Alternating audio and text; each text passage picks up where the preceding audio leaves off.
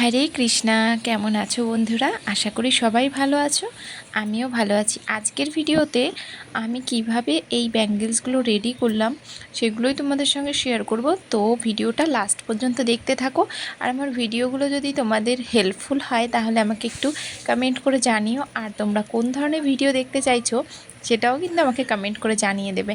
আর আমার এই কালেকশানগুলো কেমন লাগে একটু কমেন্ট করে সবাই জানিয়ে দেবে। তোমরা আমাকে যত ভালোবাসা দেবে আমার কিন্তু কাজ করার আগ্রহ ততই বাড়বে। তো দেখো, এই বেসগুলো কিন্তু কিনতে পাওয়া যায়।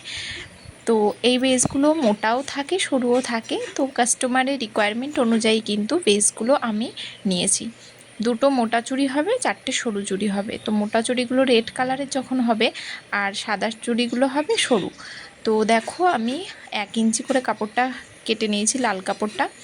আর বেসের সাইডগুলো আমি কিন্তু সুন্দর ফিনিশিং দিয়ে নিয়েছি। অনেক সময় এবড়ো খেবড়ো থাকে, যেটার জন্য কাপড়টা পেঁচাতে ভালো হয় না।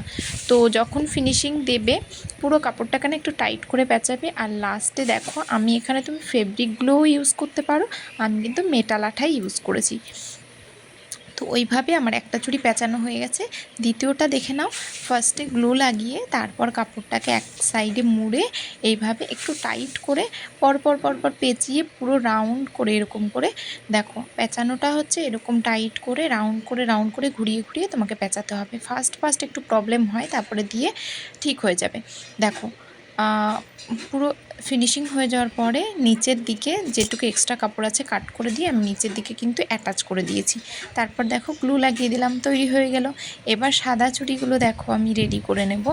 সাদা চুড়িগুলো আঠা লাগিয়ে, সাদা চুড়ি যেহেতু সরু, তো কাপড়টা তোমরা আরেকটু সরু করেও কাটতে পারো, প্রবলেম হবে না।